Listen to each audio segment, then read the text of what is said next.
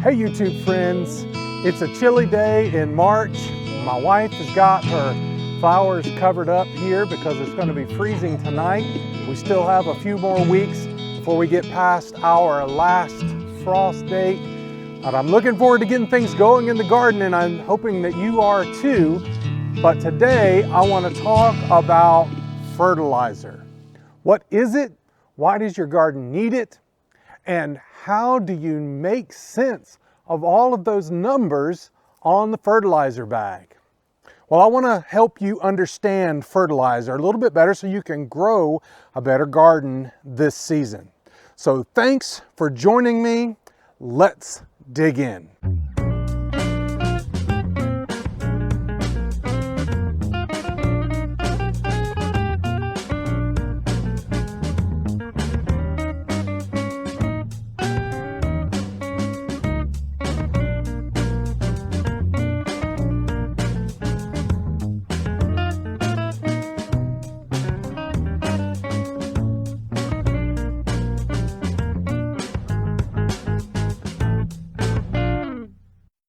So what exactly is fertilizer? Fertilizer is a special kind of food that supplies nutrients for your plants in your garden. Plants use sunlight, water, and carbon dioxide to make most of their own food through photosynthesis. However, plants also absorb other essential nutrients from the soil through their roots. Over time, soil gets depleted of these nutrients, and fertilizer replenishes the soil.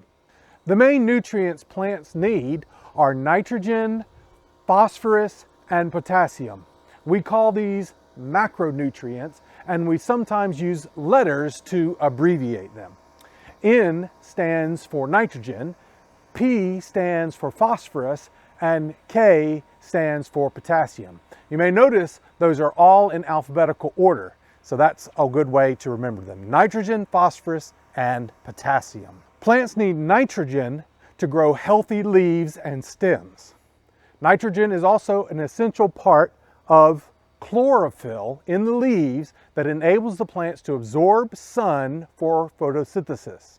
Without enough nitrogen, plants cannot thrive. Plants also need phosphorus for proper cell growth and development. It helps plants grow and to develop flowers and fruits and roots. Phosphorus may help you grow better, prettier flowers or more fruit.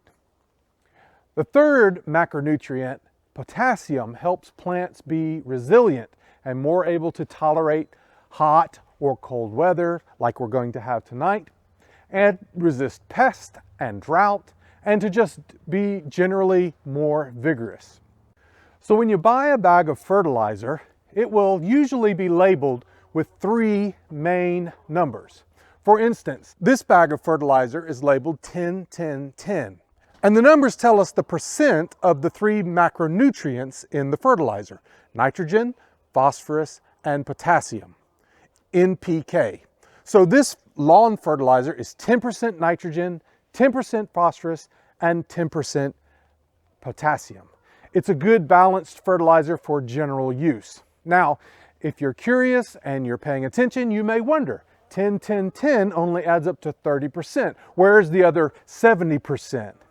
The reason is nitrogen, phosphorus, and potassium can't be added to the plants in their pure form. Nitrogen is a gas. About 78% of the air we breathe is nitrogen. Liquid nitrogen is negative 320 degrees Fahrenheit. You can't put that stuff on your plants. So the nitrogen in the fertilizer is combined with other elements like hydrogen, sulfur, and oxygen to make something safe and solid like ammonium sulfate that the plants can absorb and break down into the nitrogen that they need. The phosphorus and the potassium in the fertilizer are similar. They need to be added in safe, solid forms that the plants can break down, so they're combined with other compounds. So the other 70% of your 10-10-10 fertilizer is made up of the other elements combined with nitrogen, phosphorus, and potassium, along with several other micronutrients that your plants need to stay healthy. There are several micronutrients your plants need too. They're called micronutrients because the plants need them in much smaller amounts than the macronutrients that we've already discussed. Some micronutrients your plants need are boron, zinc, manganese, iron, copper, and chlorine. Micronutrients are often included in fertilizer and may be listed in the ingredients. But the main numbers that you will usually be concerned about are the big three numbers for the macronutrients: nitrogen, phosphorus, and potassium. Fertilizer comes in varying formulations. 10-10-10 is a good general purpose fertilizer, works well on your lawn. It covers all your bases. This bag of blood meal fertilizer is 14-0-0, so it's high in nitrogen for healthy leaves.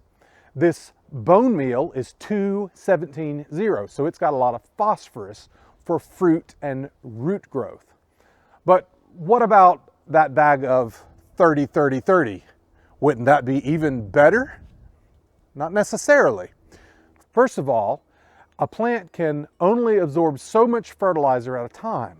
They only take what they need. They're kind of like us, right? We may love to eat steak, and maybe it gives our body a lot of protein, but that doesn't mean we're going to serve a 100-pound steak for dinner. Of course not.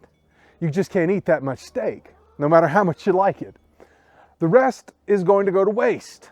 You're going to eat maybe 8 ounces, and then the rest is going to waste. And the same is true with your garden plants. They can only absorb so much. And if you are overfeeding them, not only are you wasting fertilizer, you may hurt your plants, or you may build up harmful chemicals in the soil and kill off beneficial bacteria and insects and fungi that your plants need to be healthy. So it's best to figure out how much fertilizer your plants need and just feed them the right amount. A less concentrated fertilizer will be gentler on your plants and your soil, and will also supply micronutrients your plants want and need. Another factor is how long it takes for nutrients to release. Organic fertilizers like compost, blood meal, or bone meal will stay in the soil over time, and they will release nutrients slowly throughout the growing season. And that's good for your plants because just like you, they need a little food every day, not everything all at once. Organic fertilizers like compost, chicken litter, or cow manure are great options because they release over a longer period of time. And they also tend to be gentler than synthetic fertilizers and promote the natural health of your soil, including things like beneficial bacteria, fungi, and worms that are all good for your garden. Chicken litter has an NPK rating of 332, but be sure to age it for at least 6 months or compost it for 3 months before you use it. You don't want fresh chicken poop on your veggies, do you? Cow manure is rated at 322. Rabbit manure is rated at about 211. The ratings for compost will vary widely depending on what was in the compost, but commercially available mushroom compost usually is about 111. Now, I know those ratings may seem low, but again, remember, they are slow release, and they will feed your plants all season long while promoting healthy soil composition and biology. Different kinds of plants may benefit from different kinds of fertilizer. For instance, leafy green vegetables like lettuce and collards are grown so that we can eat the leaves. So we want big, green, healthy leaves to harvest. What kind of fertilizer do you think we should use for green leafy vegetables?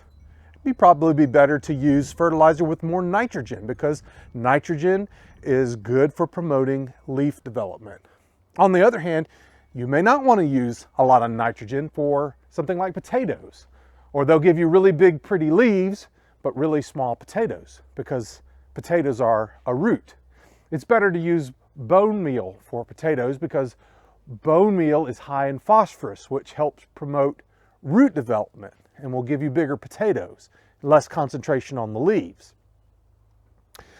But it's best to research the specific plant you're growing in your garden to find out what kind of fertilizer they need, how much they need, and also when you need to apply it, because different plants may need different fertilizers in different amounts and maybe even at different stages of development. I'll leave a link for a video about how to grow potatoes in the description so you can learn how to fertilize and harvest them.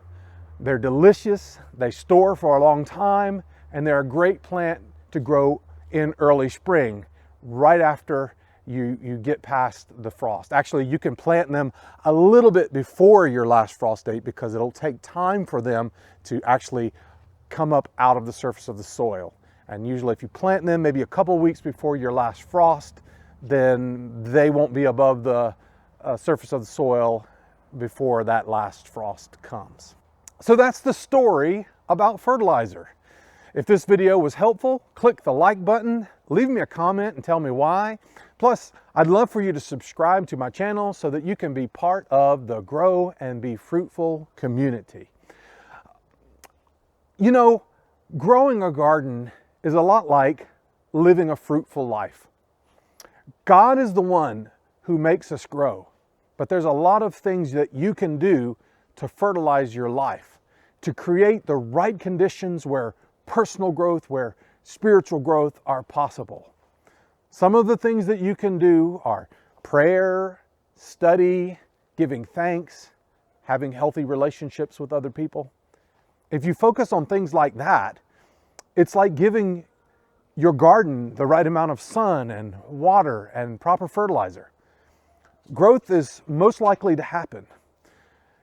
Are you tending your soul the right way so that you can grow and be healthy? That's a big part of what this channel is all about.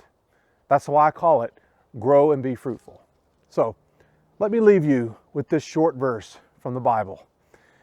It says in Galatians 5:22-23, "But the Holy Spirit produces this kind of fruit in our lives: love, joy, peace, patience, kindness, goodness, faithfulness, gentleness, and self-control. There is no law against these things." Well, if we do things like prayer, study, giving thanks, having good, healthy relationships with other people, it creates an environment where we can have good personal, spiritual growth. God is the one that brings the growth, but there's still things that we can do to help it along. Thanks for watching today. Now let's get out there and let's grow and be fruitful.